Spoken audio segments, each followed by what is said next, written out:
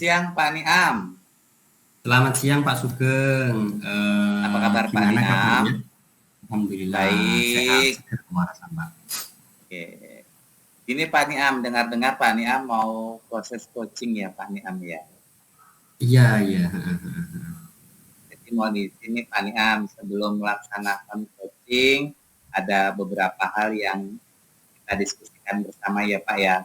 Yang pertama kita akan diskusikan tentang publik penilaian.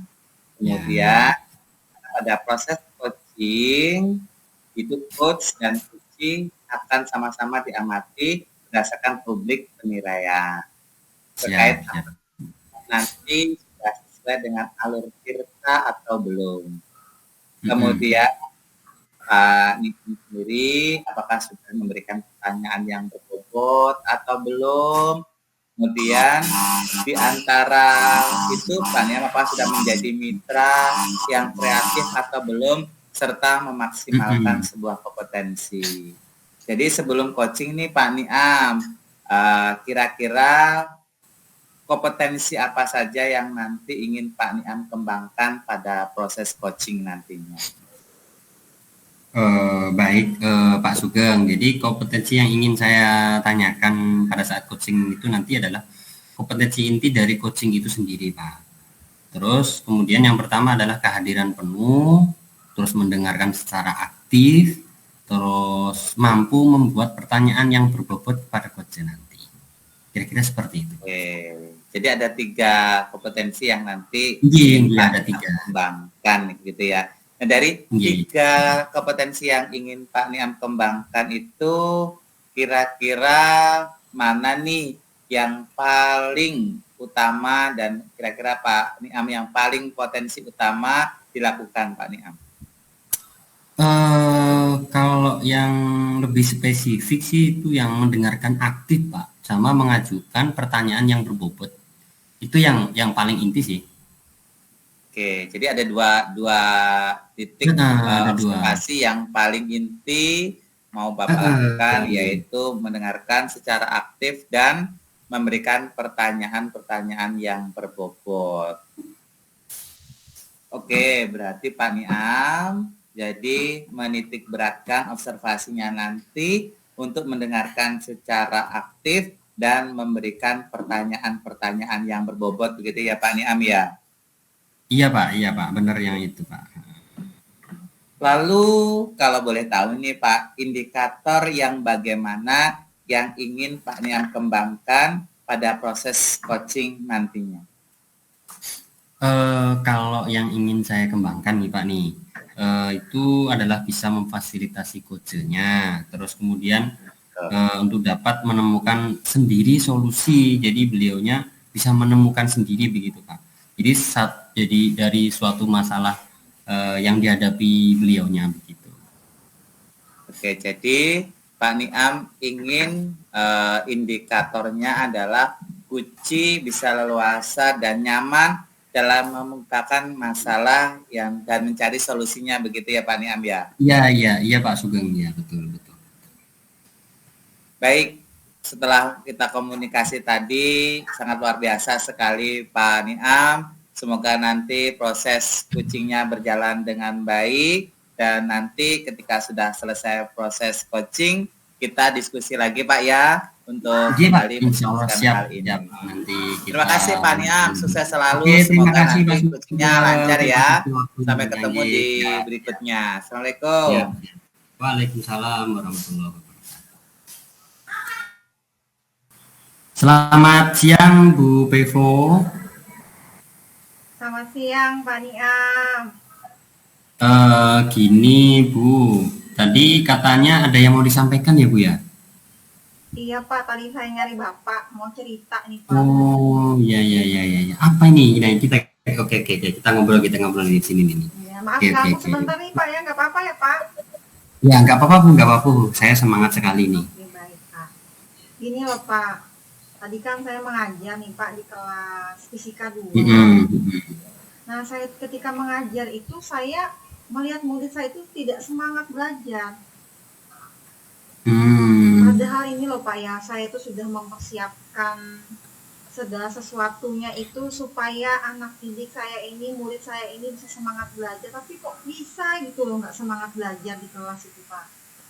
Oh gitu ya. Jadi terkait semangat belajar anak-anak nih Bu yang mau Ibu Bu Pepo sampaikan nih. Iya Pak, tentang semangat belajar Oh, murid saya tadi ini oke. loh Pak. Oh iya iya iya. Kalau menurut Bu Pepo sendiri, murid yang semangat tuh kayak apa sih Bu? Kayak gimana sih? Kalau Kalau menurut definisi Ibu ini Bu Pepo sendiri ya. Oh iya Pak, kalau menurut saya itu murid yang semangat belajar itu kan kita bisa ngelihat gitu Pak. Muridnya itu Mm-mm. misalnya nih ketika saya tanyakan, muridnya pasti Mm-mm. menjawab secara aktif, kemudian tidak kelihatan lesu gitu ya, kemudian juga tidak Mm-mm. tidur-tiduran di kelas Pak. Itu aja sih Pak menurut saya Oh, Pak, kelihatan dari luar gitu Pak. oh gitu ya. Jadi apa namanya? Bu Vivo berharap murid itu aktif, tidak lesu, tidak tidur-tiduran di kelas. Hmm, Kira-kira kalau saya buat level nih dari 1 sampai 10 nih. Misal 1 itu yang ide yang tidak ideal begitulah. Kalau 10 itu yang paling ideal, yang bagus begitu. Nah, kira-kira 1 sampai 10 itu untuk semangat belajar anak-anak ini di level berapa, Bu? kalau melihat muridnya tadi ini Pak ya, menurut saya tadi itu ada di level 5 Pak. Kira-kira target gitu ya, ya. Oke, Hmm. oke. Kalau untuk targetnya Bu Bevo sendiri untuk semangat belajar anak ini nih, nanti itu di angka berapa Bu kira-kira? Kalau saya itu pala pengennya 10 Pak. Tapi kan Oh, ya 10 pengennya 10 tapi ya anu kali juga Bu ya Pak ya. ya terlalu tinggi juga kayak harapan saya ini. Ya di angka 7 di level 7 aja lah Pak. Oh, 7 ya. Jadi naik 2 lah itu udah lumayan banget lah, bagus banget itu sudah ya. Sudah lumayan Oke, bagus oke. itu Pak. 7 Bu ya. Ini baik menurut Bu Bevo ya, di angka 7 itu sudah baik-baik lah begitu ya. Apa yang sudah Bu Pevo lakukan untuk meningkatkan semangat belajar anak-anak dari awal level 5 nih sampai 7 itu kira-kira apa Bu yang sudah dilakukan?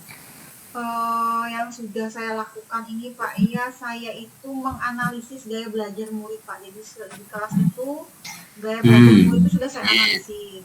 Kemudian Ah. Pak, yang kedua itu saya sudah membuat materi itu sekontekstual mungkin terkait dengan kehidupan Hmm. sehari-hari begitu Pak. Jadi dua hal itu yang sudah saya lakukan Pak. Bagus loh Bu, itu sudah sebetulnya sudah menganalisis gaya belajar murid, sudah membuat materi kontekstual sampai sudah capek-capek bikinkan materi dengan kehidupan sehari-hari. Nah, kira-kira kedua cara itu yang paling efektif menurut Bu Pevo itu yang mana Bu ya? Kira-kira? Yang paling efektif ini Pak ya, menurut saya itu membuat materi sekontekstual mungkin Pak. Jadi terkait dengan kehidupan sehari-hari dan juga berdasarkan kearifan lokal Pak. Seperti itu Pak. Gitu ya. Iya Pak. Baik, yang paling efektif itu menurut Bu Pevo adalah yang kontekstualnya nih ya, Iya. buat murid bersemangat. Nah, istilahnya murid menjadi termotivasi untuk belajar yang semangat begitu ya Bu ya. Iya Pak. Kira-kira selain melakukan hal tersebut, tindakan apa lagi nih Bu, yang agar murid itu semakin semangat belajar kira-kira apa? Mungkin saya ini harus itu ya Pak ya, menganalisis latar belakang murid itu sendiri. Jadi saya bisa kenal, bisa tahu bagaimana murid itu sehingga saya bisa memberikan sesuai dengan kebutuhan murid itu Pak. Seperti itu Pak. Oke, berarti Bu Vivo menganalisis latar belakang muridnya ya. Iya Pak. Itu kapan rencananya Bu kira-kira? Rencananya itu Pak ya, ini kan saya sudah masuk minggu ini ya, di minggu depan itu rencananya Pak, pada saat jam saya mengajar. Di depan ya. Kalau menganalisis latar belakang murid itu, apa Ibu perlu bantuan dari teman begitu kira-kira? Untuk menganalisis itu yang pasti saya harus berkolaborasi itu Pak. Yang pertama Oh iya, benar ya. kolaborasi itu yang pertama dengan wali kelas Pak, karena kan wali kelas itu tahu keseharian muridnya seperti apa. Betul, iya. Kemudian itu dengan guru BK yang menangani murid tersebut Pak. Jadi dua itu Pak, wali kelas dan guru BK. Oh itu yang untuk kolaborasi sampean begitu ya, untuk berkolaborasi. Oke Bu, selaku guru mata pelajaran sudah berkolaborasi dengan wali kelas untuk tahu tentang keseharian murid dan juga guru BK. Bagus sekali itu Bu rencananya ya. Jadi apa Bu kok dapat dari yang percakapan kita hari ini nih kira-kira nih? Apa nih yang saya dapatkan dari obrolan percakapan kita hari ini nih Pak ya, saya itu yang pastinya merasa yakin gitu Pak. Yakin itu bagaimana saya dapat meningkatkan semangat belajar murid tersebut. Nah, salah satunya dengan menganalisis gaya belajar murid, kemudian mempersiapkan materi kontekstual mungkin, dan juga dengan mengetahui latar belakang murid Pak, supaya saya dapat memahami murid saya tersebut.